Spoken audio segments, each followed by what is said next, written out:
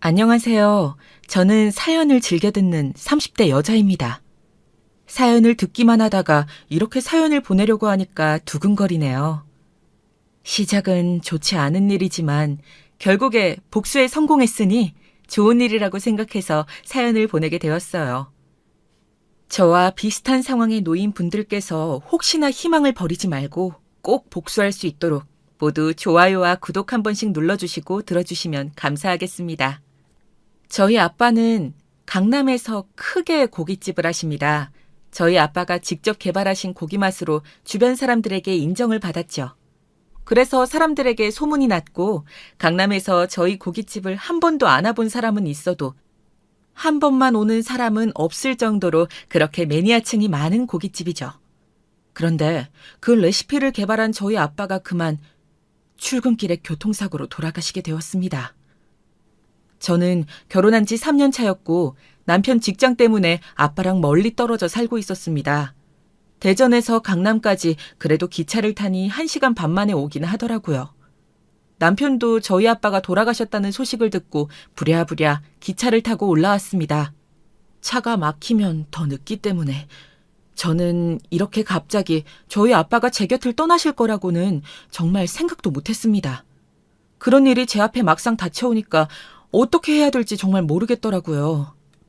그런데 남편은 정말 침착하게 장례 절차도 알아봐주고 남편 덕분에 일사천리로 진행이 되었습니다. 저는 아빠를 잃었다는 슬픔에 제대로 대처하지 못하고 있었는데 옆에서 침착하고 꼼꼼하게 저 대신 장례를 준비해주는 남편의 모습에 참 든든하고 고마웠습니다. 여보, 나 너무 사실 아직도 믿기지가 않아. 우리 아빠 어떡해? 엄마 먼저 보내고 혼자서 나 키우시느라 고생만 하셨는데 이렇게 효도도 못했는데 벌써 가셨어. 나 진짜 앞으로 어떻게 살지? 자신이 없어. 효주야, 지금 네가 많이 놀라고 충격을 받아서 그래. 내가 필요한 절차는 다 준비해뒀으니까 너무 걱정하지 마. 장인어른께서도 효주 네가 그렇게 망연자실하고 슬퍼하는 모습만 보이는 걸 원치 않으실 거야. 천천히 추스르고 나와 내가 조문객들 맞이할 테니까. 여보가 아니었으면 나 진짜 어쩔 뻔했는지 정말 고마워.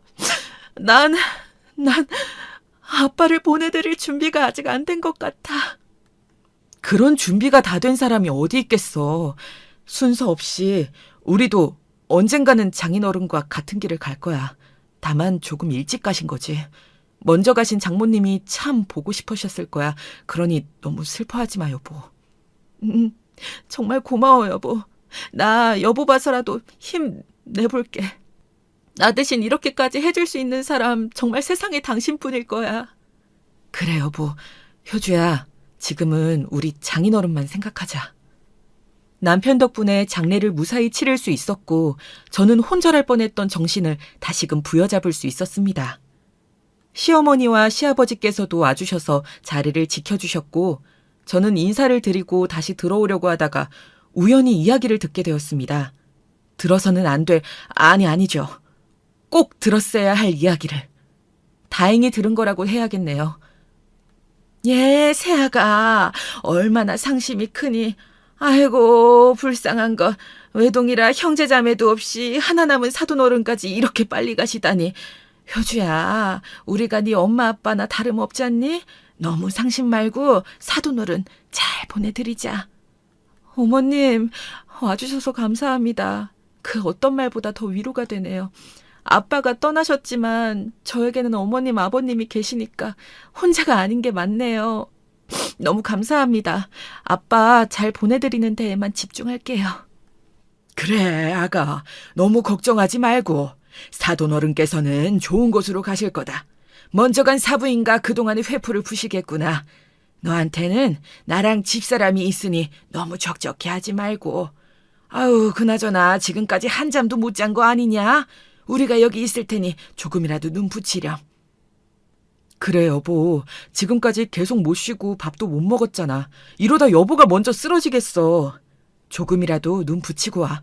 잠이 오진 않더라도 누워라도 있다가 오는 게 어떨까? 어차피 잠이 오지도 않을 텐데. 나 괜찮아. 정말이야. 괜찮아요, 어머님, 아버님. 걱정해 주셔서 감사해요. 그래도 자리는 지키는 게 맞는 것 같아요. 그래도 이렇게 무리해서 자리 지키다가 너 쓰러지기라도 하면 우리가 먼저 가신 사돈어른 얼굴을 어떻게 보겠니? 무리하지 말고 이럴 땐 어른 말 듣는 거야. 얼른 들어가렴. 세아가 우리가 너무 걱정돼서 그런다. 이렇게 걱정시키는 것도 불효인 거 알지? 그렇게까지 이야기하시니 제가 더 당해낼 수가 없네요. 알겠습니다, 어머님, 아버님. 감사해요. 그럼 잠시만 다녀올게요. 잠도 오지 않았고 슬픔에 잠겨 누워도 불편하기만 할 것 같았지만 하도 시아버지, 시어머니, 남편이 모두 저에게 쉬라고 그러시는 바람에 잠깐이라도 누워있을까 하고 들어가 있었습니다. 그런데 5분이 지나도 10분이 지나도 몸이 편하기는커녕 마음이 그래도 내키지 않아서 다시 나와봤는데 그런 이야기를 듣게 될 줄은 정말 상상도 못했습니다. 저는 정말 마치 못에 박혀 벗어나지 못하는 사람처럼 계속해서 제가 들은 내용이 맞나 의심하게 되었습니다. 어떻게 저희 아빠 장례식에서 이런 더러운 이야기를 주고받으실 수가 있는 건지 그때만 생각해도 아주 치가 떨려옵니다. 제가 듣고 있다는 사실은 전혀 모르는 눈치였습니다. 하긴 그러니까 이런 이야기를 할 수 있었던 거겠죠. 사돈어른 유산만 얼른 받고 전연 빨리 처리해라. 그게 여러모로 우리 집에 가장 필요한 일 아니겠니? 아유, 장례식은 왜 이리 시간이 안 가나 참. 네, 당연하죠. 장인어른 재산 때문에 제가 효주를 선택했던 거잖아요. 그나저나 저 완벽히 해낸 거겠죠? 저 사실 쫄려요, 엄마. 너는 누굴 닮아서 그렇게 간이 콩알만 하니? 하여간 지 아빠를 닮아가지고 그래서 우리가 계획에서 너희 아빠를 뺀 거잖니. 저 양반은 알았으면 난리를 칠 양반이지. 표정도 못 숨겨서 금방 들통날 테고. 아무리 생각해도 빼고 일 처리하길 잘했어. 지금도 봐봐. 속도 좋지. 저러고 조문객이나 받고 있잖냐? 그래도 아버지가 조문이라도 해주시니까 우리가 지금 이런 이야기를 맘 편히 할 수 있잖아요. 장인어른한테는 죄송한 일이지만 애초에 유산 노리고 결혼한 거였으니까 옳은 수순이라고 생각해야겠죠. 니네 형이 우리 집 재산만 그렇게 안 날려먹었어도 네 첫사랑이라는 연지랑 내가 진작 결혼 승낙했지. 니네 형이 날린 우리 집 재산 메꾸려면 이 방법밖에 없었잖니. 네가 다행히 효주를 잘 꼬셔서 망정이지. 3년이면 많이 참았다. 그동안 제가 얼마나 힘들었는진 알아주셔야 해요. 저는 하루빨리 우리 연지한테 하루라도 빨리 달려가고 싶다고요. 효주 보기도 사실 미안하고요. 사람 마음 이용한 것 같아서. 이제 와서 그런 쓸데없는 소리. 연진의 어머니 많이 아프시다며. 그거 부양하려면 일단 우리 집에 빚은 없애야 될 거 아니냐? 이건 처음부터 정해져 있던 거야. 3년 살다 보니 왜? 효주한테도 정이 가디? 아니요. 그것보다는 사람 대 사람으로 미안해서 그러죠. 내가 장인어른 재산 노리고 접근한 건 꿈에도 모를 텐데. 이제 와서 착한 척할 생각은 마라. 뭔 놈의 쓸데없이 정만 많아가지고. 정이고 뭐고 일단 사람이 살만해야지. 넌 연지한테 돌아갈 생각만 해. 그래야 다른 맘 망가지지. 너도 결국 연지한테 돌아가기 위해서 이런 일을 벌인 거 아니야. 다 순리대로 가는 거야, 순리대로. 알겠어요. 마음 단단히 먹을게요. 수철이랑 당신 여기서 뭔 이야기를 그렇게들 하고 있어. 여기 수철이 네 직장 동료들 왔다. 가서 안내해라. 당신도 뭐하고 있어요. 이리 와서 좀 도와줘요. 알겠어요. 하여간 저 눈치 없는 인간. 이 더러운 대화 내용을 듣고 이성을 잃어 당장 뭐라고 할 뻔했는데 아무것도 모르시는 시아버지가 남편과 시어머니에게 다시 조문객들 응대를 도우라고 하는 바람에 나서지도 못했습니다. 대신 그 바닥에 주저앉아 넋나간 사람처럼 계속 바닥만 바라보고 있었습니다. 저는 이제 어떻게 해야 되는 걸까요? 절 만나기 전 오래 만난 사람이 있다는 건 알고 있었지만 그 연지라는 여자에게 돌아가기 위해서 저랑 결혼했다니 무려 지금까지 3년 동안 절 속인 제 남편을 저는 용서할 수 없었습니다. 저를 철저하게 돈으로 보는 시어머니, 저희 친정아빠의 장례식에서 어떻게 이런 말들을 나눌 수 있는 건지 하늘이 무섭지도 않은 사람들이더군요. 여러분들께서 저라면 어떻게 하셨을 것 같나요? 당장 달려가 조문객들 앞에서 멱살을 잡았어야 할까요? 저는 너무 놀라서 그럴 힘도 나지를 않더라고요. 사람이 너무 놀라면 오히려 꼼짝달싹 못한다고 하잖아요. 저는 딱 그런 상황이었습니다. 저희 아빠는 정말 사고로 돌아가신 게 맞는 걸까요? 그것마저 의심이 되기 시작하더라고요. 대화 내용을 천천히 저는 다시 곱씹어보기 시작했습니다. 완벽히 해낸 거 맞겠죠? 라고 시어머니에게 되묻는 남편의 말이 생각났습니다. 무엇을 완벽히 해냈다는 걸까요?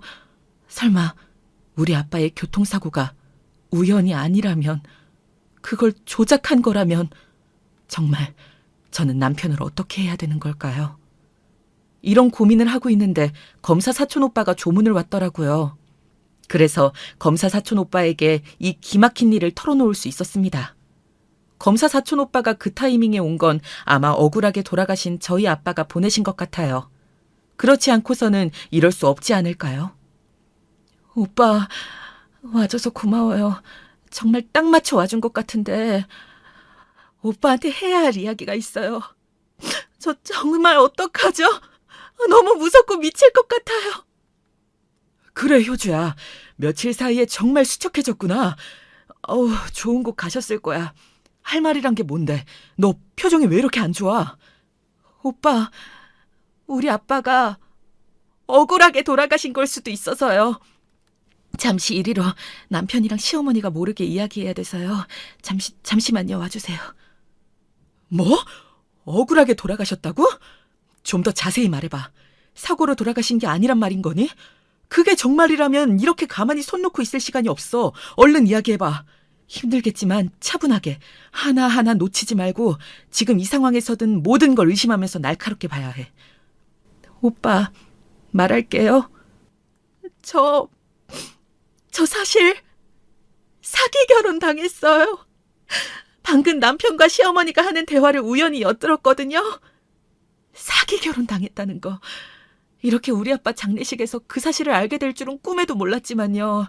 남편은 저랑 결혼한 이유가 바로 우리 아빠 재산 때문이더라고요. 정말 무서웠어요.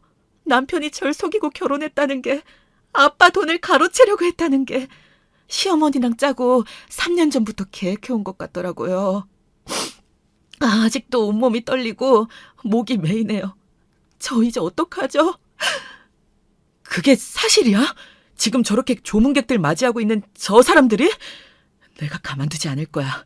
저 새끼 저것도 남편이라고 시어머니랑 같이 짜고, 사람 새끼가 할 짓이 아니지. 잠깐만요, 오빠. 잠시만요. 아직요. 장례식장에서 이럴 순 없어요. 심지어 남편은 저 몰래 첫사랑 연지라는 사람이랑 아직도 만나는 것 같더라고요. 더 중요한 건 우리 아빠가 사고로 죽은 게 아닐 수 있다는 거예요. 남편이 완벽하게 처리한 건지 걱정이 된다고 했거든요. 이거 단순 교통사고 아닌 것 같아요.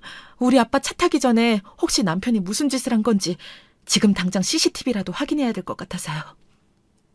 그래, 일단은 침착하는 게 좋겠다. 장례식장이니까 여기에서 소란을 피울 순 없지. 그래서도 안 되는 거고. 알겠어. 내가 한번 알아볼게. 대한민국에 CCTV가 얼마나 많은데 차 사고 나는 것 이외에 동선 따라가면서 CCTV 확인해보면 분명 덜미가 잡힐 거야.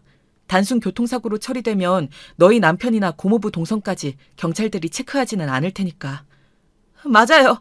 이건 단순 사고가 아니에요. 그래서 증거 확보 좀 부탁드릴게요. 오빠한테 이렇게 어려운 부탁을 드리게 돼서 정말 미안해요. 그런데 지금 제가 믿을 사람이, 부탁할 사람이 검사인 오빠밖에 없어서 그래요. 정말 꼭 좀 부탁드릴게요. 아니야, 이게 우리 일인데 뭘. 고모부 떠나시는 길 외롭지 않게 네가 꼭 여기서 자리 지켜. 지금은 당장 너한테 어떻게 못할 거야. 정말 고모부가 단순한 교통사고로 돌아가신 게 아니라면 내가 내일이라도 당장 네 남편이랑 시어머니 수갑차게 해줄게. 조금만 기다려. 네, 고마워요, 오빠.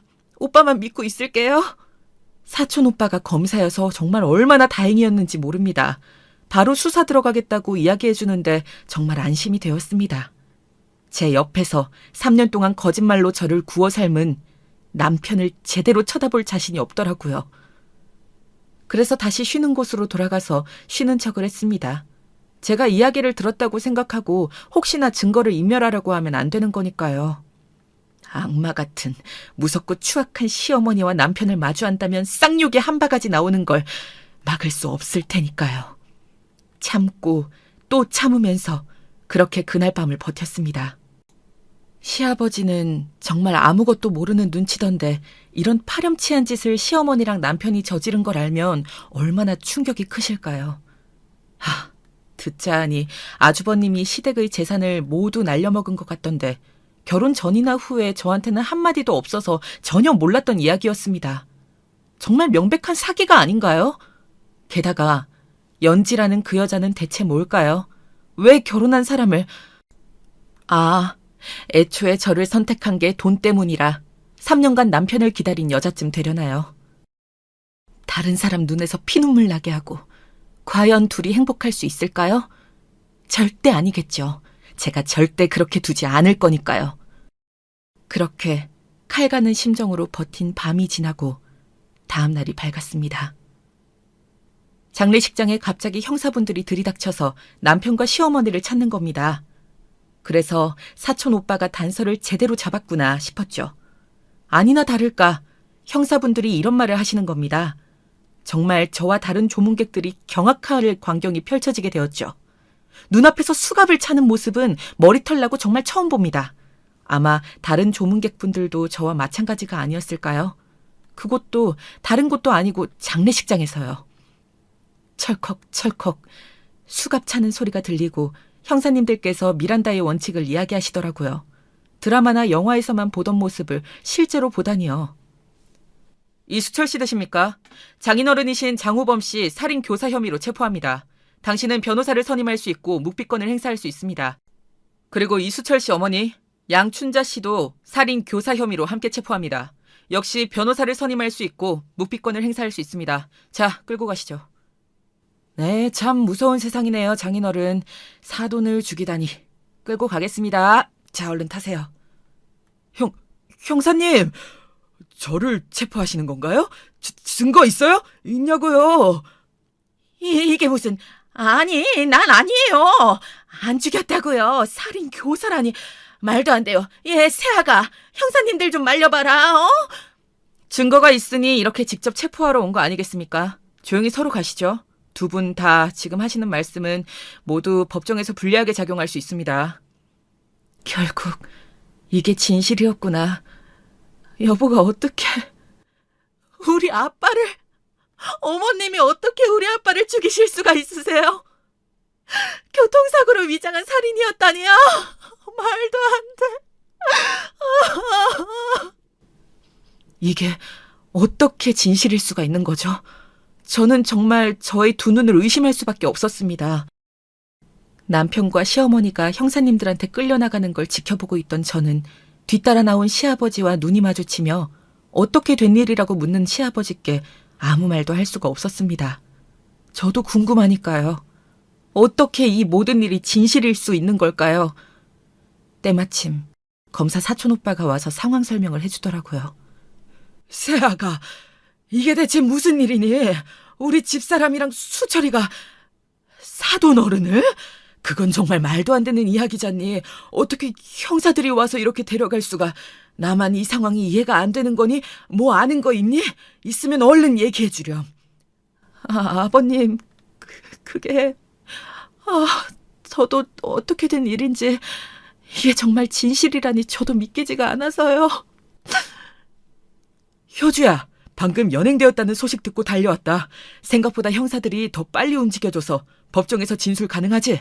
어제 나한테 해줬던 말, 그리고 너희 남편은 CCTV에서 발목을 잡힌 거야. 효주 네 말대로 정말 네 남편이 범인이었어. 고모부가 출근하시기 전에 미리 너희 남편이 와서 글쎄... 바퀴에 구멍도 내고 차 뚜껑까지 열어서 뭘 열심히 만지던 게 포착이 되었어. 단순 교통사고로 그대로 종결될 뻔했는데 효주 네가 고모부 억울함 풀어드린 거나 다름없어. 정말 다행이지. 예?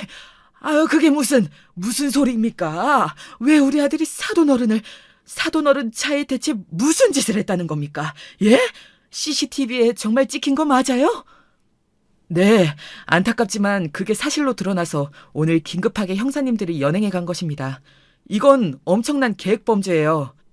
아드님과 아내분께서 이런 일을 작당하는 동안 정말 모르셨던 거 맞습니까? 오빠, 아버님은 정말 아니셔. 어제 남편이랑 시어머니 대화 들으면서 알았거든. 시아버지는 아무것도 모르셔. 아무 잘못도 없으시고. 아마 나보다도 아버님 충격이 더 크실 거야. 오빠 너무 고마워. 내 의심이 맞았다는 걸 이렇게 바로 알게 되다니. 이건 다 오빠 덕분이야. 오빠 아니었으면 나 혼자 어떻게 이걸 이렇게 금방 알아내서 남편이랑 시어머니를 체포할 수 있었겠어. 어제 내가 들은 대화 녹음은 못했지만 분명 남편이랑 시어머니 폰 뒤지면 증거는 넘치고도 남을 거야. 당연히 법정 진술을 해야지. 그럼 이 모든 게 정말 사실이라는 겁니까? 만니 세아가? 정말 면목이 없구나. 아니 왜 대체 그런 잔인한 짓을. 저도 몰랐는데 아버님께서는 저한테 말씀해 주실 수 있었잖아요. 아주버님이 시댁 재산 홀랑 날려먹은 거예요. 저는 여태껏 아버님과 가족이 아니었나 봐요. 저만 모르는 시댁의 비밀이 있었잖아요. 저 어제 듣고 얼마나 놀랐는지 몰라요.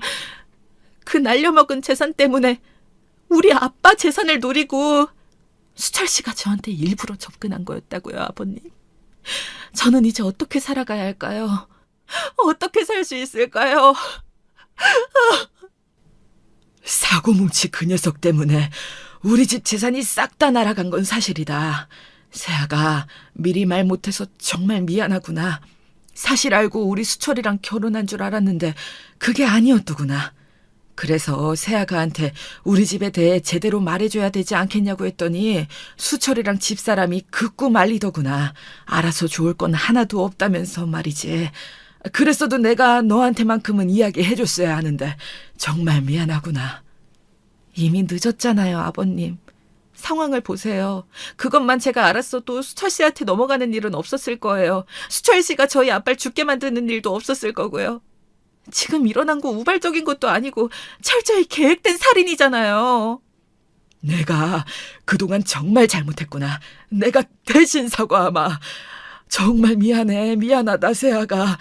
용서하라는 말은 못하겠구나. 내가 정신 못 차린 두 사람이 꼭 벌받고 죗값 치르고 나올 수 있게 할 거다. 정말 미안하구나. 당연히 그래야죠. 조금만 더 일찍 알았더라면 우리 아빠가 돌아가실 일도 없었을 텐데. 이 원통함은 대체 누구한테 원망해야 하는 걸까요? 힘들겠지만 일단 서로 가서 그 작자들이 뭐라고 짓거리는지 들어보자. 좀 더 압박해서 전부 자백할 수 있도록 해야겠어. 얼른 다녀오자. 그럼 여기는 누가 지켜? 효주야, 세아가 내가 면목도 없고 염치도 없지만 잠깐이라도 마지막으로 시아버지 노릇하게 해주겠니? 내가 지키고 있을 테니 얼른 다녀오렴. 아버님, 알겠어요. 감사합니다. 금방 다녀올게요. 사촌 오빠는 가는 길에 시아버니만큼은 정말 좋은 분도 맞고 범죄에 가담하지 않은 것 같다면서 착잡하겠지만 마음 단단히 먹으라고 해주더라고요. 저도 같은 생각이었기에 고맙다고 했죠. 서에서 수갑을 찬 채로 마주한 시어머니와 남편은 정말 가관이었습니다. 저를 보자마자 아주 놀란 사람처럼 눈도 제대로 못 마주치더라고요. 남편은 저에게 정말 미안하긴 했던 걸까요? 시어머니는 그렇게 보고만 있을 거냐면서 자기는 잘못하지 않았다고 계속 우기더라고요. 정말 사람이 어쩌면 그렇게 뻔뻔할 수가 있는지. 보고도 믿기지 않는 광경에 저는 더욱더 입을 열 수밖에 없었습니다. 이렇게 가만히 있으면 안 되는 거잖아요. 우리 아빠는 살아 돌아올 수 없는데 말이죠. 죗값 제대로 치를 수 있도록 저는 어떻게든 자신의 죄를 고백하게 만들고 싶어서 더 이야기를 했습니다. 그런데 정말 뻔뻔한 사람들은 여전히 자백 같은 건 하지 않더라고요. 폰을 열어보면 어차피 다 나올 증거들 앞에서도 말이죠. 정말 정신병 걸리는 줄 알았습니다. 어머님께서 죄가 없으시다고요? 저 어제 그 대화 다 듣고 신고한 건데. 모르셨나 봐요. 하긴. 그럼 어떻게 하루아침에 갑자기 형사들이 들이닥쳐서 체포된 건지 앞뒤가 안 맞았을 텐데. 그래서 모른 척 계속 발뺌하실 거였던 거예요? 뭐? 그럼 우리를 신고한 게 다 효주 네가 그런 거라는 거냐? 어떻게 그런 말도 안 되는 거짓말을 해서 시어머니랑 지남편을 이렇게 고생하게 하니? 그만하세요. 우리 다 끝났어요, 엄마. 잘 안 해. 어머님, 아주버님이 날린 재산 왜 수철 씨가 메꿔야 한 거죠? 그것도 저희 아빠 재산으로요. 아니, 유산으로. 죽일 것까진 없었잖아요. 대체 왜 그랬어요, 왜? 유산이어야 탈이 없지. 재산이면 언제든 가져올 수도 있는 거잖니? 그리고 막말로 우리 수철이랑 그동안 세월이 있는데 어쩌면 우리한테 묻지도 않고 바로 이렇게 신고라니? 그게 지금 저한테 할 소리세요? 하긴 이렇게 뻔뻔하니까 그런 끔찍한 짓도 저지를 수 있었겠죠. 그 연지라는 여자는 수철 씨 첫사랑이라면서요? 그 여자도 한통속이겠죠? 아니야. 연지는 전혀 상관없어. 지금 이 상황에서도 첫사랑만은 지키시겠다. 참, 당신 나한테 한순간이라도 진심인 적은 있었니? 난 그것도 모르고 우리 아빠 장례식을 척척 잘 준비해줘서 고맙다고 생각하고 있었어. 바보 등신같이 말이야. 당신이 우리 아빠 유산 노리고 계획한 범죄인 줄도 모르고 알아? 지금 내 심정 알겠냐고. 찢어지는 고통 속에 몸부림치면서 겨우 정신을 차렸어. 너 같은 인간 단죄해야 되니까. 수철이 본인이 하겠다고 한 거야. 내가 무슨 수로 말리겠니? 난 잘못 없다? 이것 좀 풀어줘요, 좀. 이렇게 안 하면 연지랑 허락 안 해주신다면서요. 그래서 제가 총대를 맨 거잖아요. 지금 절 버리시는 거예요? 다 엄마가 하라는 대로 한 거잖아요. 그러면 별 탈 없을 거라면서요. 이게 다 누구 때문인데. 그러면 우리 집안 살릴 건 너밖에 없는데 어떡하라고. 바보 등신처럼 사기당해서 우리 집안 거덜낸 놈한테 뭘 바라겠니. 연지랑 살라고 했지 않니? 이번 일만 잘 마무리하고. 근데 그걸 들켜선 정말 눈물 없이 못 보겠네요. 이제 와서 서로 탓하시기는. 둘 다 똑같은 괴물이에요. 저희 아빠 죽이고도 아무 일 없던 것처럼 단순 교통사고로 위장하고 계속 행복하게 살아갈 수 있을 줄 알았어요? 정말 꿈도 크시네요. 아버님도 이 사실을 알고 정말 크게 자책하시던데 어머님과 당신은 자책은커녕 반성도 없네. 미안하다.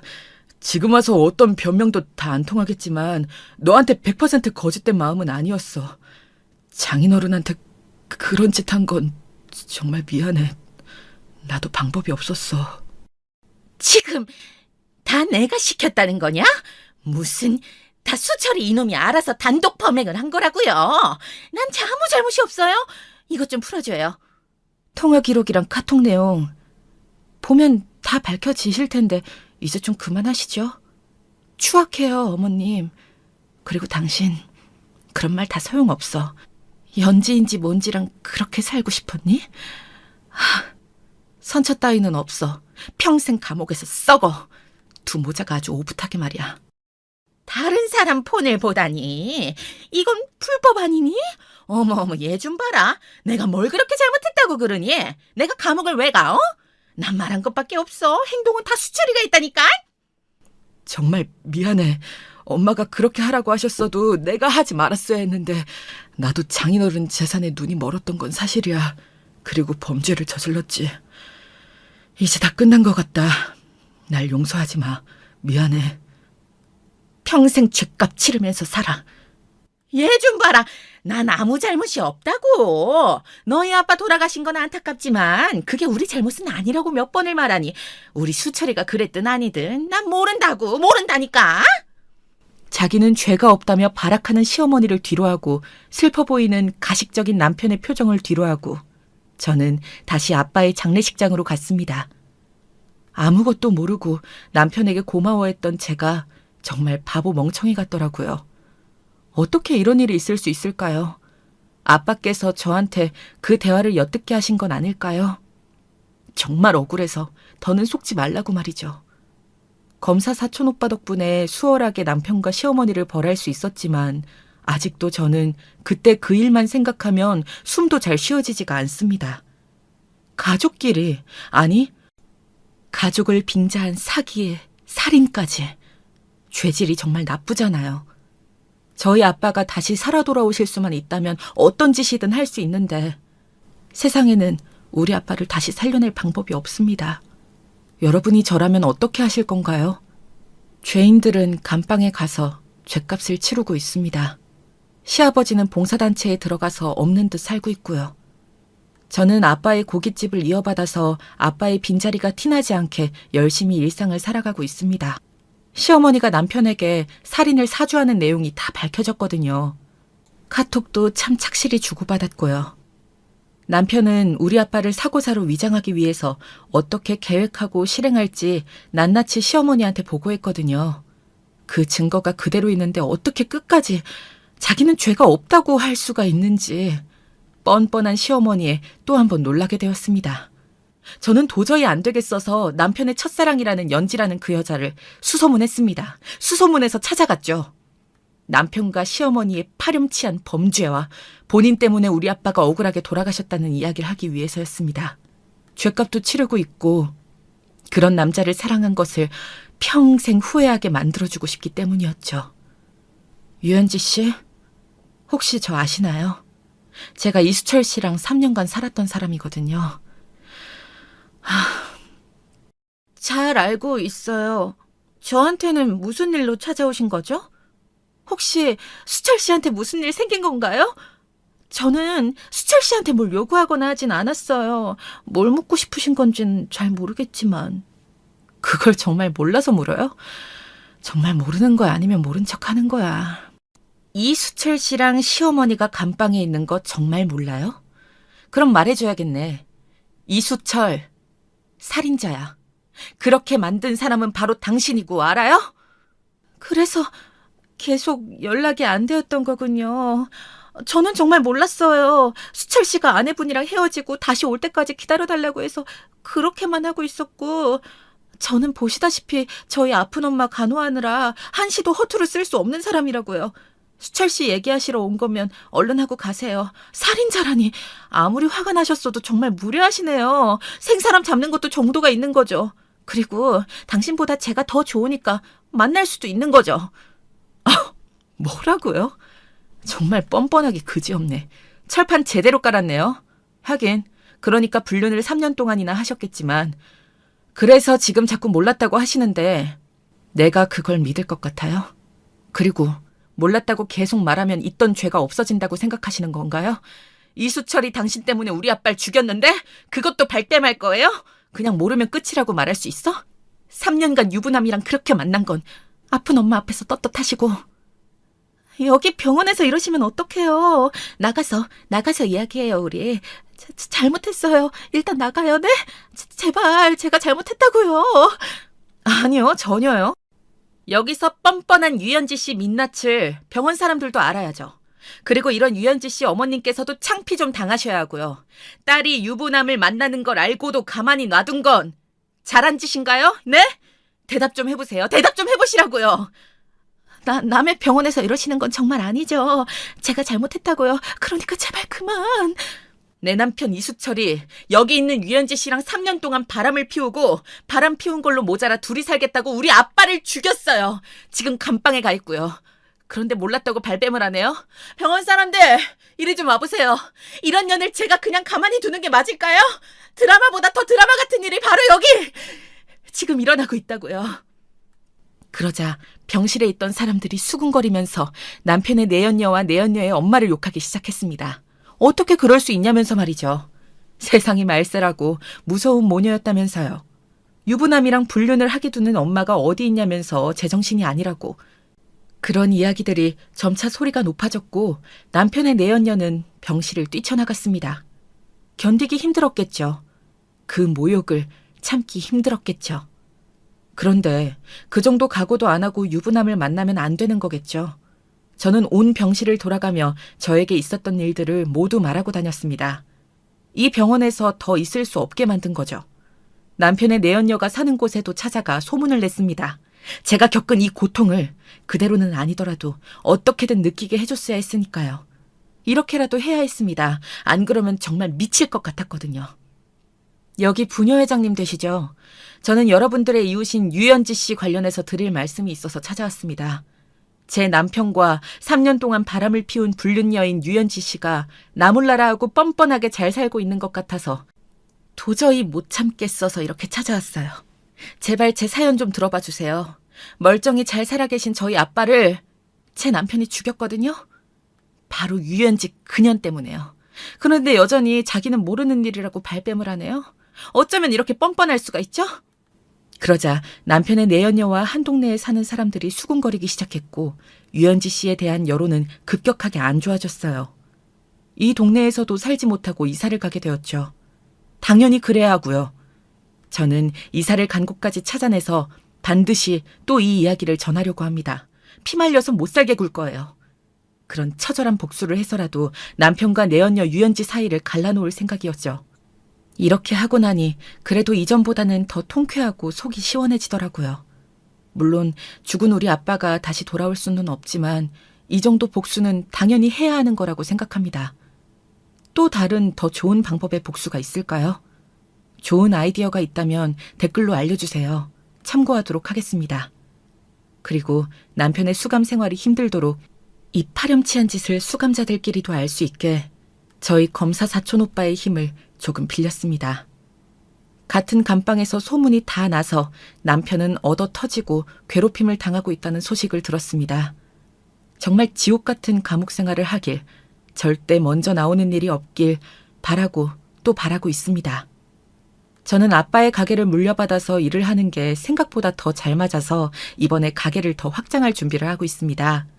그동안 남편과 살면서 눈이 멀어 아빠와 아빠의 일에 많이 소홀했던 게 후회가 되더라고요.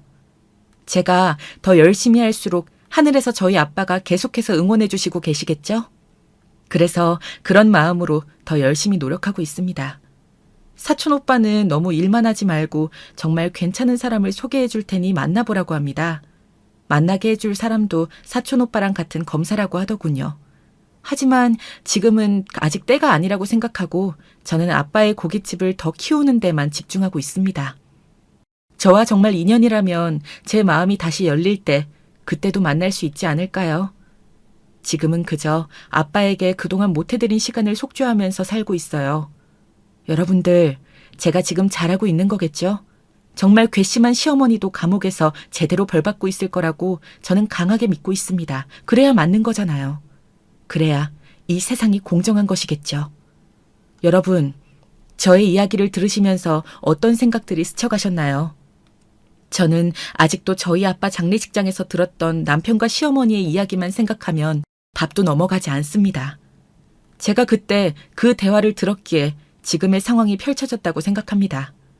그때 제가 그 대화를 듣지 않았으면 저희 아빠는 정말 억울하게 단순 교통사고로 그렇게 마무리가 되었겠죠. 제가 유심히 그 대화를 듣고 의심하지 않았다면, 검사 사촌 오빠가 도와주지 않았다면 이렇게까지 사건이 깔끔하게 마무리되긴 어려웠을 거라고 생각합니다. 그래서 여러분께도 이렇게 말씀드리고 싶네요. 의심할 건 하라고요.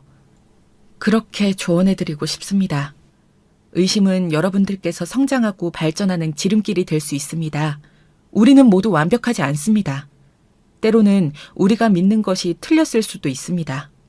그러나 우리가 그것을 인정하고 문제를 인식하고 해결책을 찾으려는 노력을 기울인다면 우리는 더 나은 결정을 내릴 수 있을 것입니다. 의심은 또한 여러분들께서 더 많은 정보를 얻을 수 있도록 도와줍니다. 여러분들이 의심하고 더 많은 정보를 수집하면 여러분들은 더 나은 결정을 내릴 수 있기 때문입니다. 이를 위해서는 질문을 하고 조사를 하고 자료를 모으는 것이 필요합니다. 저야 검사 사촌 오빠가 공권력을 이용해 바로 사건을 위한 조사와 자료를 수집해 주었지만 그게 안 되는 상황이라면 신고부터 하고 증거도 모으고 정보도 모아야 할 테니까요. 더 나아가 의심은 우리가 우리 삶을 주체적으로 살 수 있도록 도와준다고 생각합니다. 내 삶에서는 더욱 강력한 리더가 될 수 있도록 도와준달까요? 우리는 모두 처음부터 모든 것을 알지는 않습니다. 때로는 혼자서 문제를 해결해야 할 때도 있습니다. 그러나 의심을 가지고 문제를 인식하고 적극적으로 대처하면서 우리는 더욱 강력하고 효과적인 리더가 될 수 있습니다. 저는 결국 남편과 시어머니를 감방에 보내는 것에서 끝나지 않고 정말 남편의 내연녀가 이 내용을 몰랐는지 범죄 계획에 가담했는지 의심을 했습니다.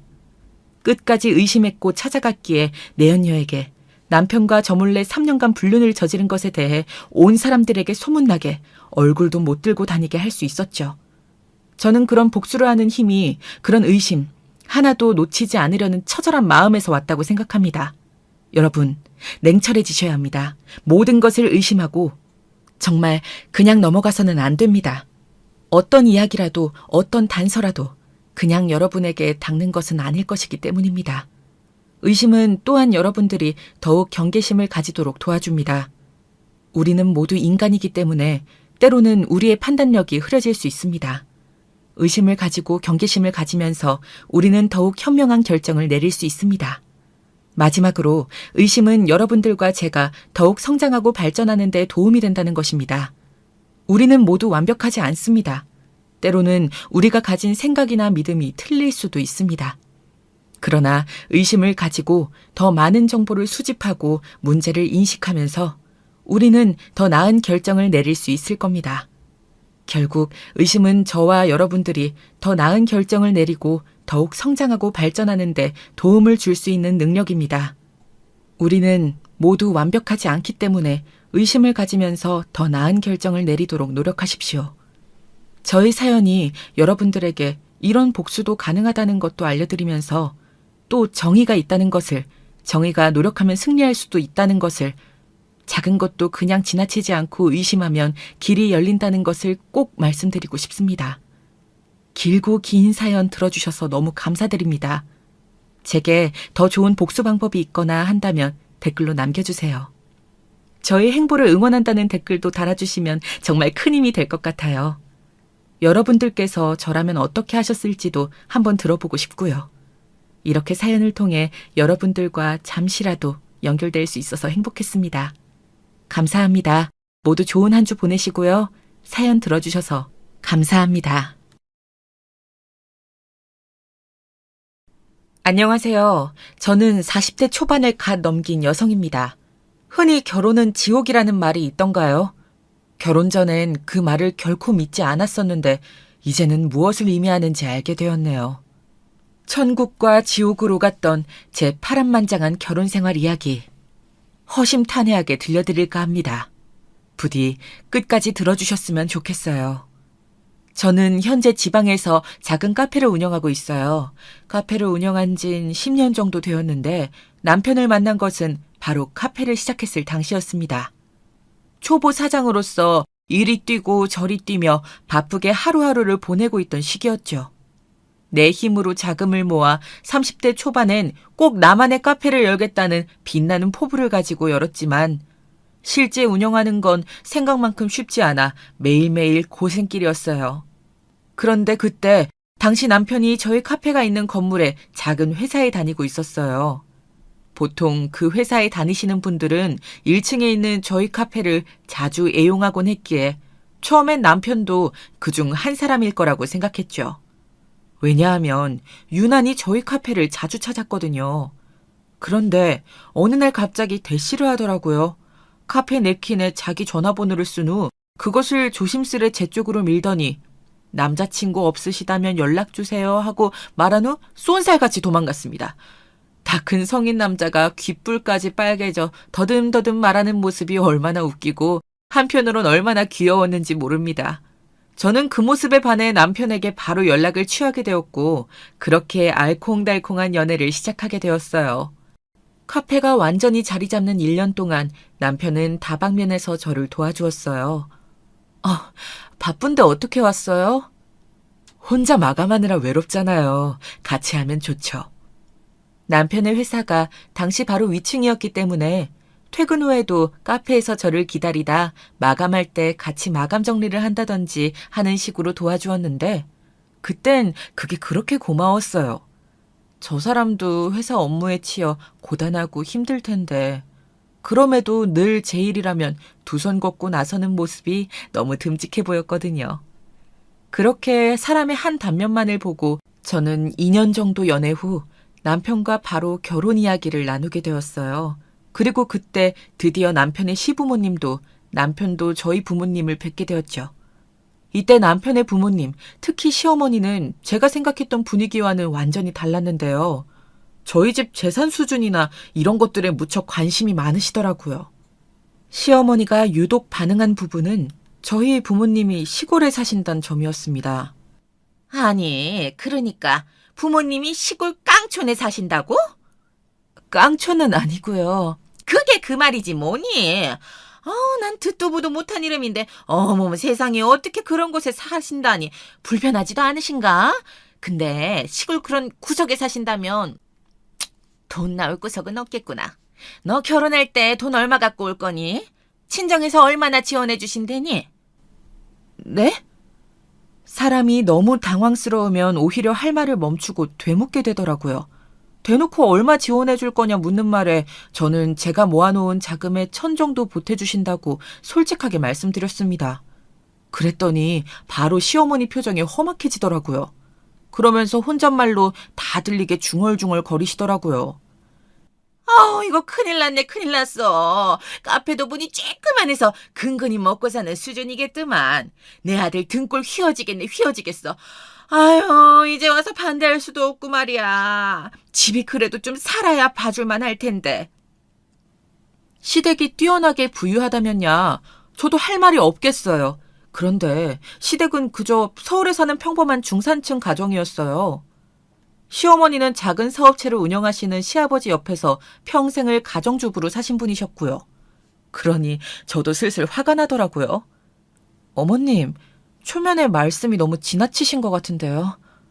엄마, 왜 이래 정말. 내가 이러지 말라고 그랬잖아. 그만해. 며느리 앉혀두고 뭐 하는 거야. 정말 쪽팔려 죽겠네. 가자, 지연아. 남편이 거의 저를 강제로 끌고 나가다시피 하지 않았다면 아마 제가 시어머니와 한판 붙었을지도 모르겠는데요. 그만큼 너무 놀라고 당황스러워 이런 시어머니가 현실에 존재할 수 있는지 한참을 곰곰이 생각해봐야 했답니다.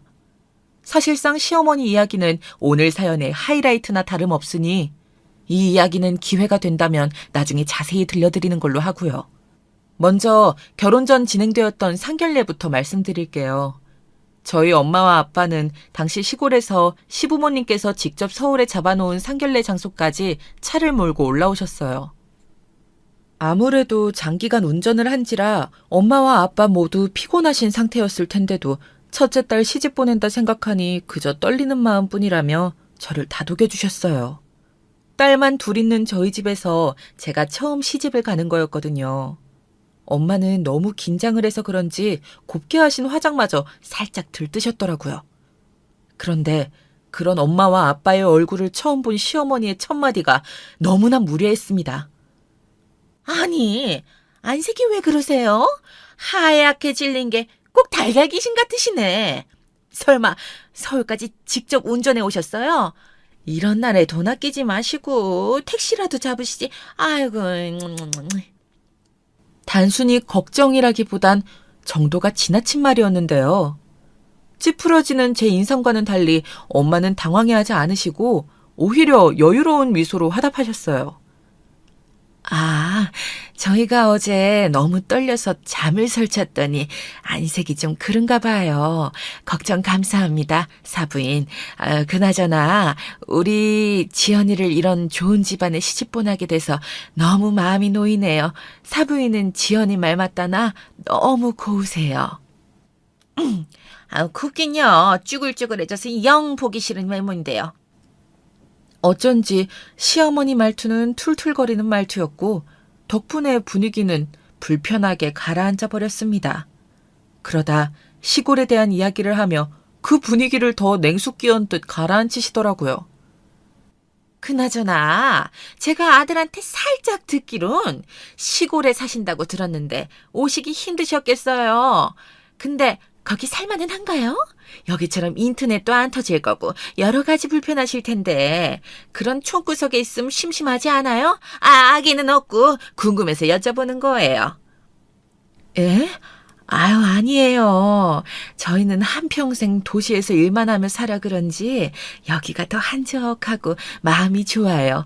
일부러 전원 생활을 선택한 걸요. 여기서도 농사 짓고 해마다 바뀌는 풍경 보는 게 별미랍니다. 소똥 냄새만 한가득이지. 위생도 안 좋고 병원 다니기도 불편하세요. 생활 수준이 여기에는 완전히 다른데 사람들이 괜히 서울로 올라오려 하겠어요? 난 냄새만 맡아도 싫던데. 아니, 그런데 이게 무슨 냄새지? 어디서 이상한 냄새가 나는 것 같네? 그러다 일이 터졌는데요. 시어머니가 갑자기 어디서 이상한 냄새가 난다며 저희 엄마와 아빠 쪽을 계속 흘끔거리시는 겁니다. 음식이 걷어지고 디저트가 나올 때까지 내내 그 말씀을 했어요. 당시 화려한 장신구를 주렁주렁 달고 온 시어머니와 다르게 저희 엄마와 아빠는 깔끔하지만 단정한 차림으로 참석하셨는데요. 그게 마치 빈곤의 상징이라도 되는 것처럼 저희 부모님에게서 시골 구석 냄새가 난다는 식으로 행동하시는데 어이가 없어 제가 한마디 거들었어요. 어머님, 아무 냄새도 안 나는데 자꾸 무슨 말씀이세요? 맞아, 엄마. 왜 그러세요? 아무 냄새 안 나는데 심지어 비염까지 있으셔서 냄새도 잘 못 맡으시는 분이? 아니, 그럼 내가 거짓말이라도 한다는 거야? 냄새가 나니 난다고 하지. 당신 그만해. 상견례 자리에서 뭐 하는 거야? 냄새가 난다고 벅벅 우기시는 시어머니 덕에 시아버지까지 나서셔선 무슨 말이냐며 큰 소리를 벌컥 내셨고 그제야 시어머니는 움츠러드는 기세였습니다. 이 분위기는 마치 시어머니 측에서 대놓고 저를 반대하는 것과 다름이 없었어요. 저희 엄마와 아빠 역시 그걸 눈치채고 기분이 퍽 안 좋아지셨고요. 사돈어른, 오늘은 자리가 자리이니만큼 아이들 얘기를 하죠. 그때 아빠가 중간에서 대화 흐름을 끊어내셨는데요. 평소 온화하신 성격이시기 때문에 이 정도면 아빠 역시 상당히 화가 나셨다는 걸 알 수 있었습니다. 저는 아빠의 손을 꼭 잡으며 조금만 참아달란 신호를 보내어야만 했어요. 상견례가 끝나고 나선 내내 부모님을 대놓고 무시한 시어머니의 행동에 남편은 저희 엄마 아빠 앞에서 무릎까지 꿇으며 싹싹 빌었어요. 왜냐하면 친정엄마와 아빠 모두 이 결혼을 다시 생각해보는 게 어떻겠냐며 저를 설득하셨기 때문이에요. 죄송합니다, 장모님, 장인어른. 저희 어머니가 오늘 실수가 많으셨던 것 같습니다. 제가 미리 중재를 잘했어야 하는데 다음번엔 절대 이런 일이 생기지 않도록 하겠습니다. 오늘 사부인 행동이 지나쳤던 건 명백한 사실이라 내가 우리 딸아이 결혼식을 앞두고 많은 생각이 드네. 괜한 시집살이 시키시는 건 아닐지 말이야. 자네 무슨 말인지 알지? 그럼요, 장인어른. 제가 중간에서 절대 그런 일 없도록 할게요. 맹세합니다. 정말입니다. 장인어른, 장모님 정말 죄송합니다. 지연아, 미안해. 너한테도 할 말이 없다. 나도 많이 부끄럽고 민망해.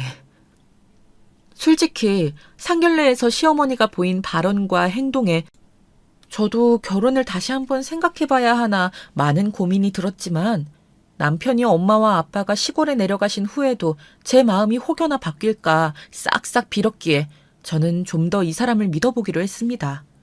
당시엔 어차피 결혼하고 나면 명절날이나 생신이 아니라면 볼 일이 없을 거라 생각했으니까요. 또 남편에 대한 사랑도 한몫했습니다. 그런데 결혼을 하자 이젠 물을 수 없다고 생각했는지 시어머니의 행동은 선을 넘기 시작했습니다. 예, 나다. 그래, 누구긴 누구야. 넌 네 시어미 목소리도 못 알아보니? 몰라본 게 아니고요, 어머님. 무슨 일 있으세요? 다른 게 아니고 내가 지금 너희 카페로 갈 테니까 커피 10잔 정도랑 디저트 고급진 거 비싼 걸로 세팅 좀 해놔라. 내 친구들 싹 데리고 갈 거니까. 네? 지금요? 어머님, 단체 손님은 지금 곤란한데요. 손님들이 이미 계셔서 자리가 나지 않을 것 같아요. 죄송해요. 자리가 나지 않으면 만들면 되지. 뭐가 문제야. 얼른 자리 안 만들어 놔? 이거 중요한 동창 모임이란 말이야. 내가 우리 며느리 소개시켜줄 겸 겸사겸사 니네 카페 매상도 올려주러 가는 건데 너는 애가 왜 이리 야박하니? 저를 소개시켜 주신다고요? 네, 알겠어요, 어머님. 갑작스러운 방문에 당황스러움도 잠시, 있던 손님들을 쫓아내고 자리를 만들라니 황당했지만 절 소개시켜 주시고 싶다는 시어머니의 말을 거스를 수는 없었어요. 얼마나 자랑하고 싶으셨으면 그러실까 해서 조금 기분이 좋기도 했지요. 그런데 막상 열댓 명의 친구분들을 데리고 카페에 도착한 시어머니는 저를 우리 며느리야 결혼식장에서 봤지? 얘들아 얼른 앉자 하며 바로 커피와 디저트부터 찾으시더라고요. 고급으로 준비했냐며 한 번 더 확인까지 하시고요. 시어머니의 집은 저희 신혼집에선 차로 30분 거리, 카페에서도 그 정도 거리에 위치해 있었는데요. 애초에 그리 멀지 않은 거리라 그런지 카페에 방문하시는 일이 잦았습니다. 매상을 올려주기 위한다는 명목으로 친구분들을 자주 데리고 오셨죠. 여기서 문제는 시어머니께서 친구들과 카페에 오셔서 5, 6시간을 죽치고 수다를 떨고 계시면 다른 손님들이 앉을 공간이 부족하고 또 카페 내부가 너무 시끄러워져 기존의 손님들이 떠나신다는 점이었습니다. 저에게는 손님 한 분 한 분이 중요한데 단골 손님마저 떠나니 불안해지더라고요. 어머님, 조금만 조용히 부탁드릴게요. 다른 손님들도 계셔서요. 저희 카페는 조용히 노트북 작업하시는 분들도 많아요. 어느 날은 제가 조용히 다가가 정중하게 귓속말로 부탁드렸는데 말한 제가 민망스럽게 퉁명스레 받아치시더라고요. 아우, 내가 언제 시끄럽게 떠들었어. 아유, 알았어. 아이, 까다롭긴. 조용히 할게. 매상 올려주러 왔더니 며느리 눈치만 더럽게 보게 되네. 그리고 카페에서 무슨 공부를 한다? 그래, 우리 살살 얘기했어. 며느리가 시어머니한테 그러면 안 되지. 이런 반응들이 대부분이었기에 더더욱 제 기분도 상하였습니다. 그런데 더 놀라운 일은 그 다음 이어졌어요. 사실상 이 부분이 가장 화나고 염치가 없다고 느껴지는 부분인데요. 시어머니께서 한창 수다를 떨고 나시면 그냥 자리를 뜨시는 겁니다. 계산은 안 하신 채로요. 어머님, 계산은... 예, 일단 달아놔라. 예? 내가 나중에 붙일 테니까 달아놓으라고. 귀 어둡니? 오늘은 내가 지갑에 깜빡했어. 명자야, 얼른 가자. 나 오늘 노래방에서 한 10대곡은 불러 제껴야겠어. 5, 6시간에 걸쳐 카페 영업을 방해하고 그것도 모자라 외상을 하시는데 이런 일이 여러 번 이어지자 정말 못 참겠더라고요. 무엇보다 제게 카페는 생업인데 일을 방해하는 일이잖아요. 남편에게 대신 전해달라며 토로했어요. 여보, 어머님이 오늘도 가게에서 10만 원치를 또 그냥 공짜로 드시고 가셨어. 아, 정말? 우리 엄마가 또? 아우, 진짜 엄마 왜 그러시냐. 알았어, 내가 처리할게. 남편 역시 이런 이야기를 들으면 괴념쩍고 민망하기 그지없을 겁니다. 어떤 자식이 부끄럽지 않을 수 있을까요? 남편은 그때마다 진심으로 미안해하며 어머니에게 전화를 걸어 그러지 마시라 당부하곤 했습니다. 그런데 시어머니는 참으로 철면피였어요. 아이, 내가 뭐 얼마치를 먹었다고 그러는 거야. 나 고작 커피 몇 잔 얻어먹었을 뿐이다. 그걸 받아내려는 걔가 웃긴 거지. 걔는 가족 사이에 그런 걸 다 받아내야겠다니? 정말 쪼잔스럽다. 어머닌 저를 짠순이 그것도 모자라 속 좁은 며느리로 만들고 그것으로 분이 풀리지 않았는지 남편의 동생인 시누이에게도 이 일을 일러바쳐 한창을 제욕을 해대신 것 같았습니다. 다음 날 시누이에게서 전화가 걸려왔거든요. 남편에게는 시누이가 한 명 있었는데 이직이 취미일 정도로 한 직장에 적응하지 못하고 늘 회사에서 사람들과 싸우고 나와 현재는 백수 상태에 머물러 있는 사람이었어요. 늘 불평불만을 입에 달고 사는 사람들 있잖아요. 시누이가 딱 그 짝이었죠. 이런 시누이가 저를 겨냥하며 하는 말에 기가 막히더라고요. 언니도 참 대단해요. 아니, 우리 엄마가 친구들이랑 콧바람 좀 쐴 겸 일부러 먼 언니 가게 찾아가는 건데 그게 그렇게 속상했어요? 엄마가 언니 자랑도 하고 싶고 하니까 찾아가는 거지. 언니 속 좁게 살지 마요. 그러다 벌 받아요. 아가씨, 말 가려하세요. 지금 누구 보고 벌 받는다는 거예요? 거기까지만 했어도 화가 났을 텐데 다음 날 시어머니는 보란 듯이 또 제 가게에 찾아왔더군요. 이번에는 말도 없이요. 예, 자리 좀 내라. 10석 이상. 오늘은 인상 구기지 말고 있으라. 게다가 그날은 다른 곳에서 도시락을 싸우신 건지 냄새가 심한 주먹밥과 김밥을 주섬주섬 대놓고 드시는데 말려도 소용이 없었어요. 그리고 마지막으로 그 쓰레기들을 그대로 테이블 위에 올려놓고 나가려 하시더라고요. 이번엔 안 되겠다 싶어서 말씀드렸습니다. 더 이상 외상은 불가하니 일단 지금껏 드신 음식과 커피값의 일부만이라도 정산해달라고 말입니다. 그런데 마침 뒤에 있던 어머님 친구분이 무슨 일이냐며 다가오신 거예요. 시어머니는 그게 너무 창피하셨는지 입술을 꾹 깨물고 부르르 떨더니 제 얼굴을 향해 카드를 집어 던지셨어요. 너 아주 대단하다, 대단해. 이 속 좁은 것 같으니라고. 다른 며느리들은 용돈이나 명품 선물을 주지 못해 안달인데 너는 이런 거에 부득부득 돈까지 받아내려 하니? 웃긴 건 시어머니가 나가시고 카드를 긁으니 잔액 부족으로 떴다는 겁니다. 어처구니가 없어 혼자 마구 웃음이 나올 지경이더라고요. 그리고 그날 카페에서 퇴근해 집으로 들어갔는데 어쩐지 분위기가 어두웠어요. 남편의 얼굴이 먼저 보였는데 약간 불안한 얼굴로 다리를 덜덜 떨고 있었고 그 옆에는 팔짱을 끼고 TV를 노려보고 계시는 시어머니가 앉아 있었습니다. 역시나 예상대로 시어머니는 한판 붙을 기세로 저를 부르셨습니다. 어머님 오셨어요? 너 여기 좀 앉아봐라. 내가 너 시골 촌구석 출신이라 무시하지 않고 사람 대접해줬더니 나를 그런 식으로 무시하니? 내가 오늘 친구들 앞에서 얼마나 망신스러웠는지 아니? 내 친구들이 나를 얼마나 불쌍하게 보든지 며느리한테 그런 대접받고 사냐 그러더라. 정말 쪽팔려서 망신 이런 개망신도 없었다고. 아, 그러셨어요? 저는 일부러 더 무표정으로 담담하게 대꾸했습니다. 제가 시어머니의 말에 겁에 질려 하거나 크게 반응하면 할수록 오히려 지는 거라고 생각했거든요. 저는 의연하고 담담하게 제 의견을 말했습니다. 어머님께서 외상을 달아놓은 금액이 300만 원에 달하고 그걸 단 한 푼도 갚지 않았다는 건 잘못되었다고 말이죠. 그러자 시어머니는 돈 한 푼 없는 저희 집 이야기를 늘어놓으셨어요. 내가 말이다. 니네 엄마 아빠가 가진 것 하나 없이 너 낳고 길렀다 해도 상견례장에서 싫은 말 한 거 하나 없다. 솔직히 말해. 너 뭐가 잘났니? 그저 그런 전문대 나와 고작 커피나 팔고 있는 주제에 내 아들은 그래도 괜찮은 회사 다니고 꼬박꼬박 월급 타오는 성실한 직장인이야. 너 카페 하는 것도 마음에 안 들었어. 그거 언제 망할지도 모르는 사업 괜히 망했다 피보면 어쩌려고. 근데도 내 아들이 하도 좋다고 하니까 허락해 준 거다. 근데 이게 은혜도 모르고. 제가 카페를 하면서 제일 많은 이득을 본 건 분명 시어머니인데 어머님의 뇌에는 그런 생각 같은 것들이 전혀 없어 보였어요. 오로지 자기 아들이 너무 아깝고 불쌍하다라는 내용뿐이었죠. 그런데 여기서 제 예상을 벗어난 것이 있었으니 남편의 행동이었어요. 남편은 이런 상황이 펼쳐지고 있음에도 불구하고 아무 말 못하고 다리만 덜덜 떨고 있더라고요. 얼마나 한심하게 보이던지 시어머니의 막말보다 그 꼴이 더 실망스럽더라고요. 어머님, 저도 한마디 드릴게요.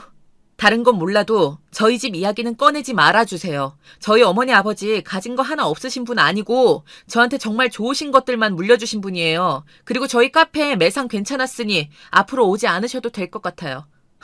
아까 카드 잔액 부족으로 떴으니 그것도 계산해 주시고요. 부탁드립니다, 어머님. 뭐야?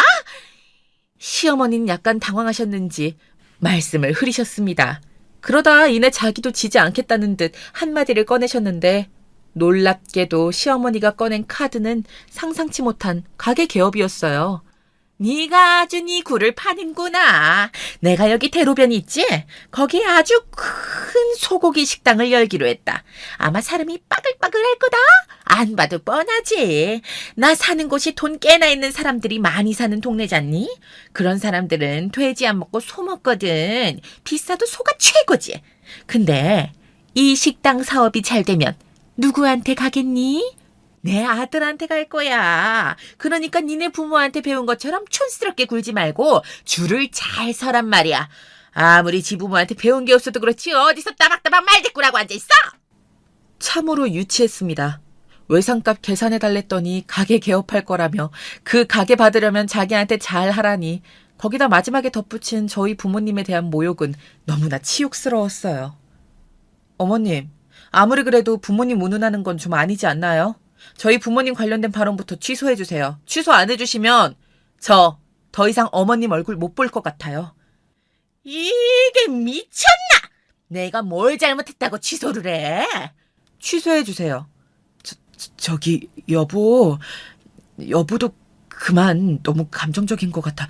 그리고 엄마, 그건 엄마가 심했어. 왜 갑자기 장모님 장인어른 얘기를 꺼내. 엄마, 아무튼 개업 준비하느라 바쁠 테니까 얼른 가보셔. 가자. 저와 시어머니의 갈등이 팽팽해지자 남편은 이 중간에서 눈치를 보며 시어머니의 손을 덥석 잡아 밖으로 내끌었습니다.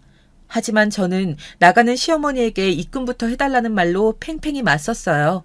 결국 시어머니가 제 머리채를 잡으려 들자 남편이 가로막고 시어머니까지 오신 이후에야 정리가 되기 시작했습니다. 다행히 시아버진 공정하셨습니다. 상황을 들어보시더니 혀를 쯧쯧 차시더라고요.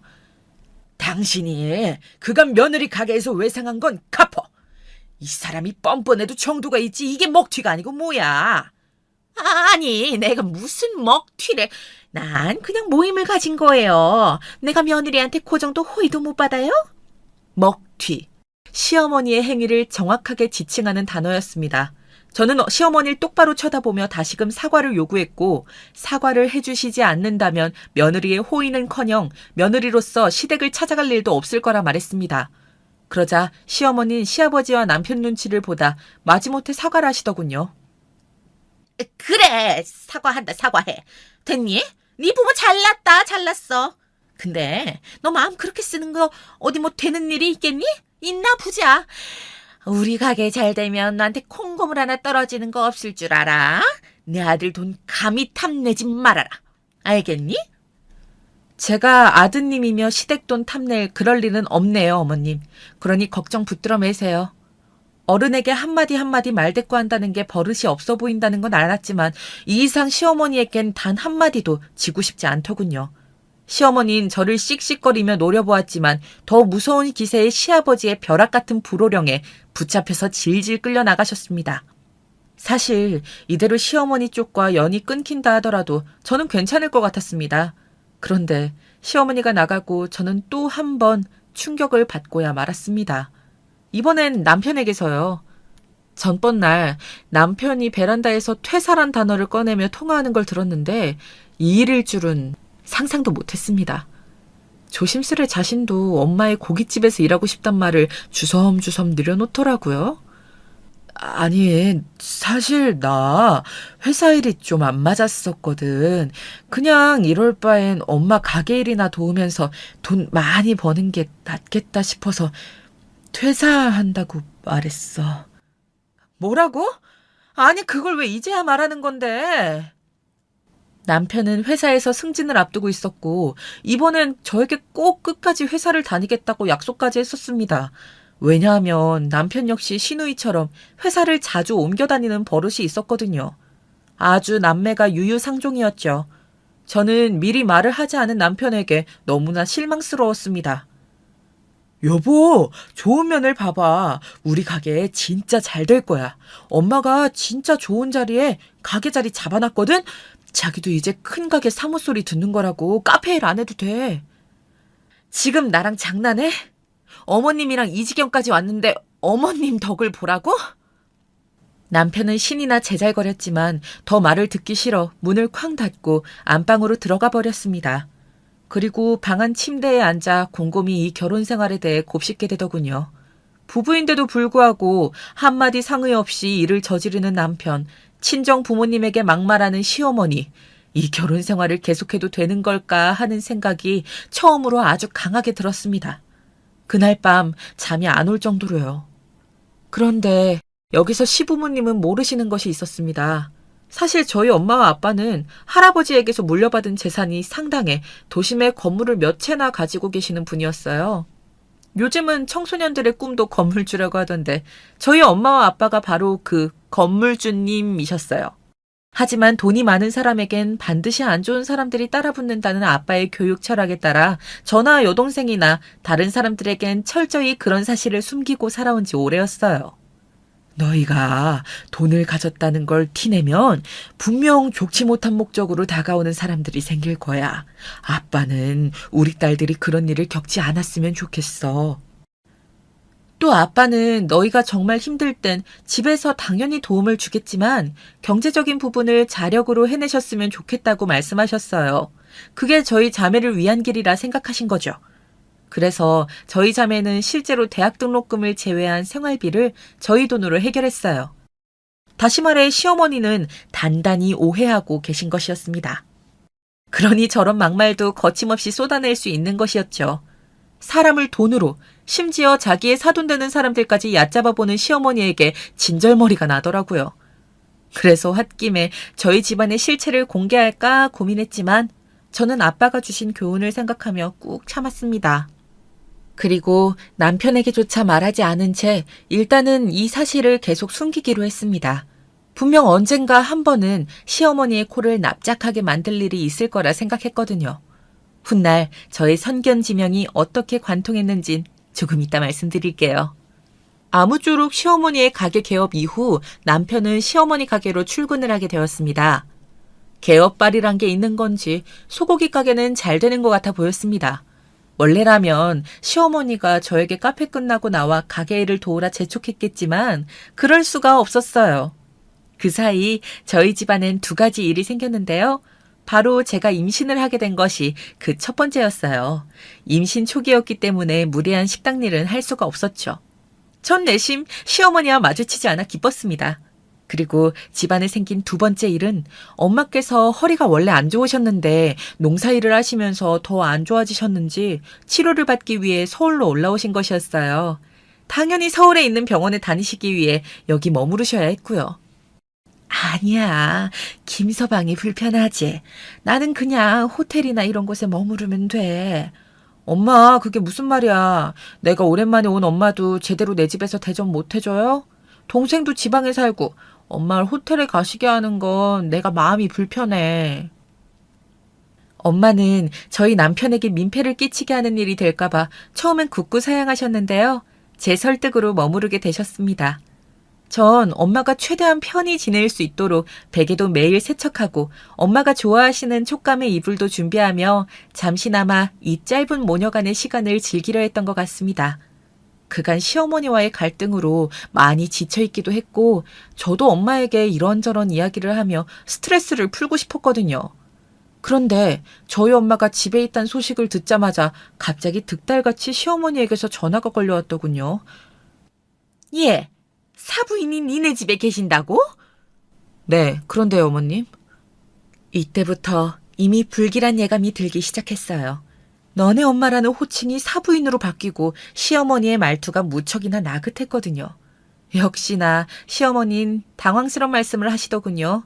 마치 저와의 냉전은 모두 싹 잊은 것처럼 아주 뻔뻔하게 말입니다. 잘됐다. 그럼 저기 내가 아주 급한 일이 있어서 말이야. 사부인을 잠깐 빌려도 될까? 그게 무슨 말씀이세요?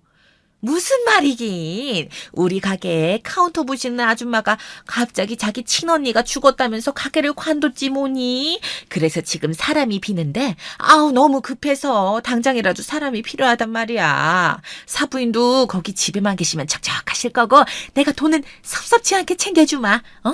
사부인도 솔깃하지 않을까 싶은데. 듣자마자 황당하더라고요. 한마디로 시어머니는 다름 아닌 치료를 위해 오신 엄마에게 잠깐 가게 일을 부탁하기 위해 마음에도 없는 부드러운 말투로 전화를 거신 것이었습니다. 그러면서 저에게 부탁하고 싶지만 저는 임신 초기이고 조심해야 할 시기이니 어쩔 수 없지 않겠냐며 은근히 배려하는 척까지 하시는데 그 꼴이 더 보기 싫었습니다. 이런 제안일수록 단칼에 더 거절해야겠다는 생각이 들어 엄마 허리가 안 좋아서 당분간 쉬시는 게 좋을 것 같아요. 아무래도 가게 일까지 보시는 건 무리예요. 힘드시겠지만 사람을 구해보세요 어머님 하고 전화를 끊었습니다.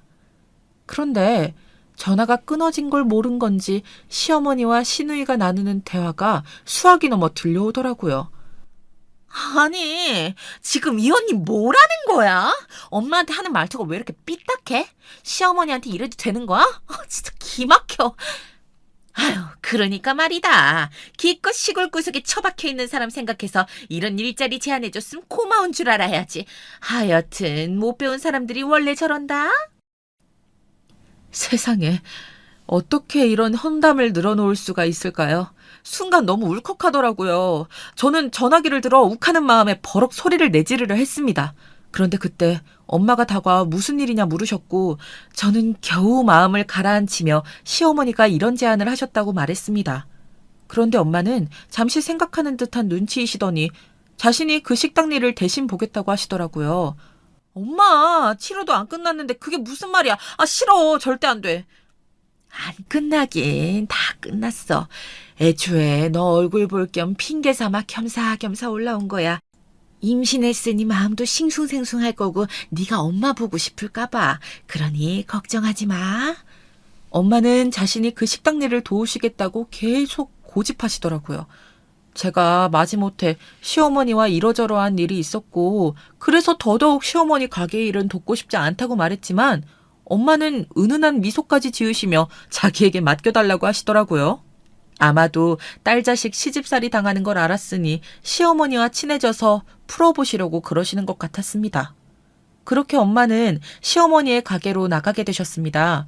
저는 엄마가 행여나 시어머니에게 안 좋은 일이라도 당할까 조마조마한 마음뿐이었어요. 그래서 남편에게 미리 당부까지 해놓았습니다. 여보, 우리 엄마 옆에서 잘 챙겨줘야 해, 알았지? 당신만 믿는다.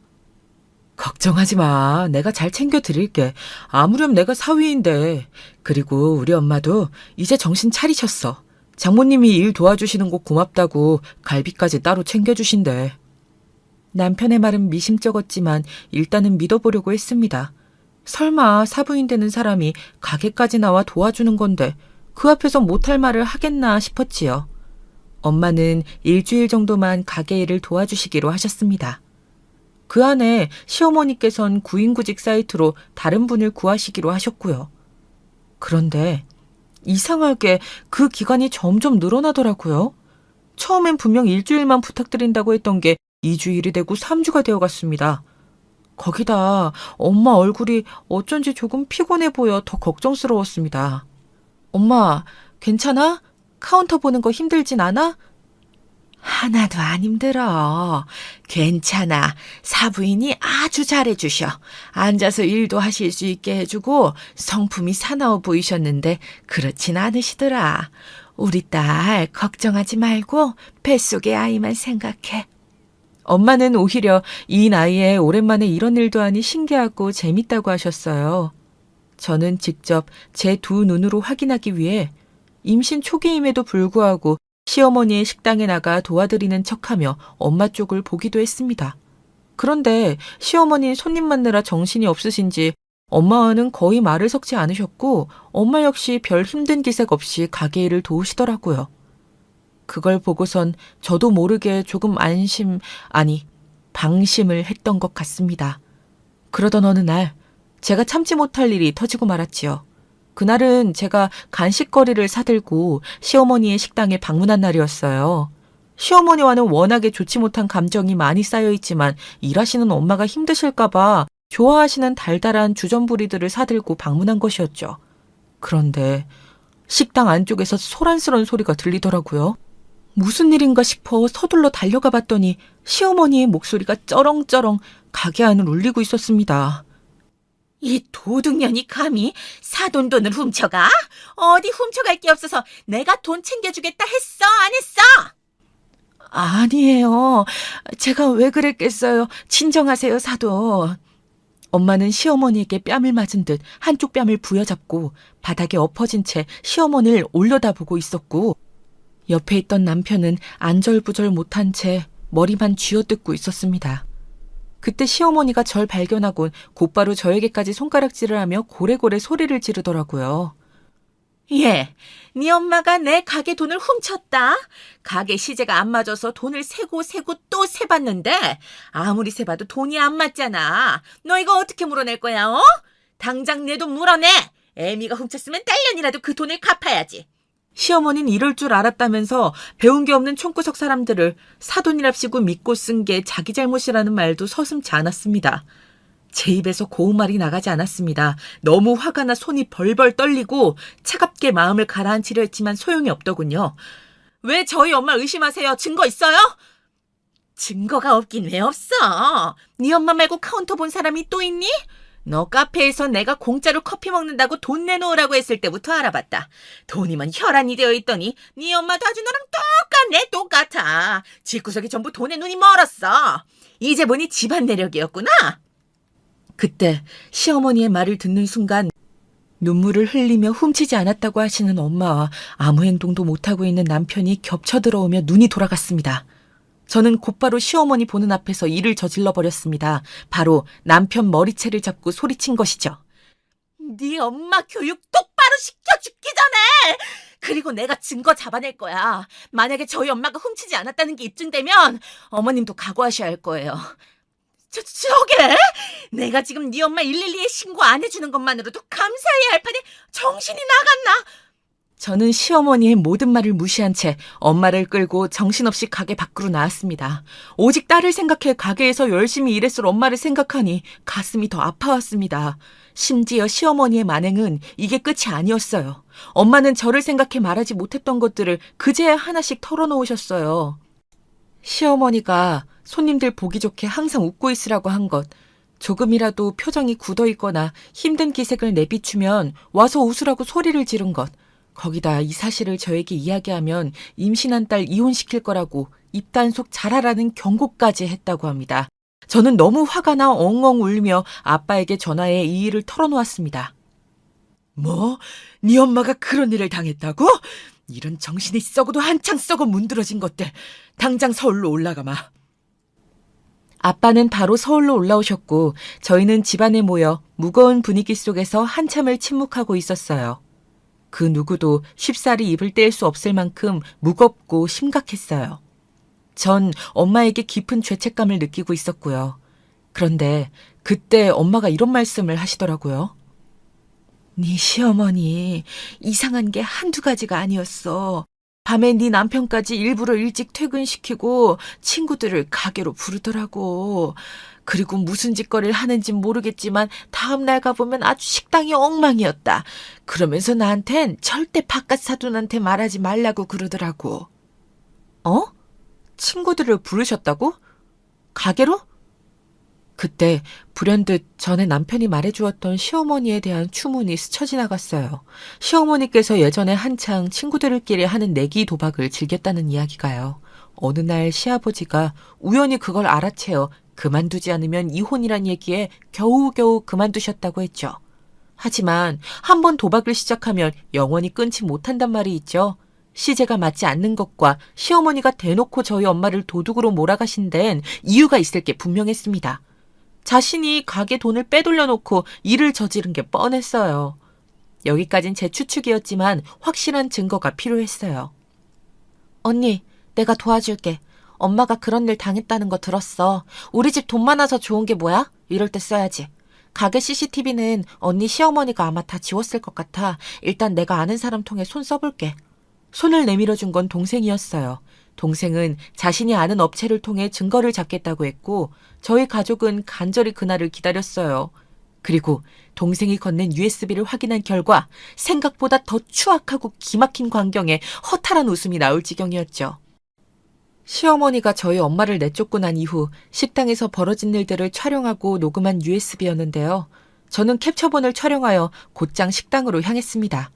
가는 내내 웃음이 절로 지어지더라고요.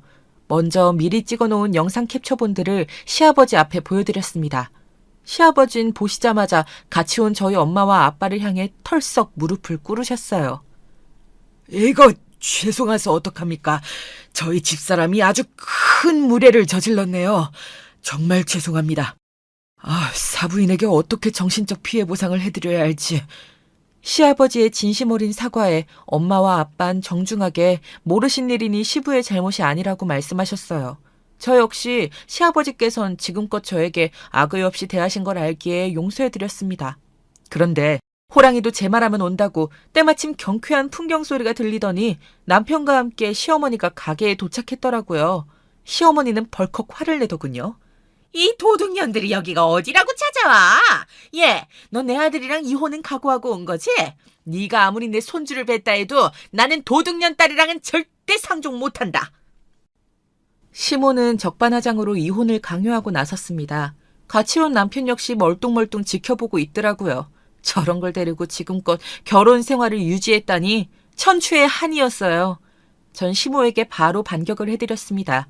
준비한 자료들을 몽땅 공개하면서 말입니다. 가게에서 남자 끼고 내기 도박하고 즐거우셨겠어요. 뭐야? 이미 시어머니는 뭔가 걸렸다고 생각했는지 당황한 티가 역력했습니다. 그런 시어머니에게 전 불 꺼진 가게에서 내기 도박을 하는 시어머니 모습이 담긴 사진들을 보여주었어요. 안색이 하얗게 질리는 걸 보니 저절로 미소가 지어지더군요. 남편 역시 이게 뭐냐며 입술을 파르르 떨며 체온말 쳐다보더군요. 시어머니는 입을 꾹 다물 뿐 아무 말도 하지 못했습니다. 여기서 끝이 아니에요. 제가 좀 더 정확한 증거를 가져왔거든요. 기대하셔도 좋아요. 그리고 마지막 무기로 쓰려 했던 녹음 파일까지 재생했습니다.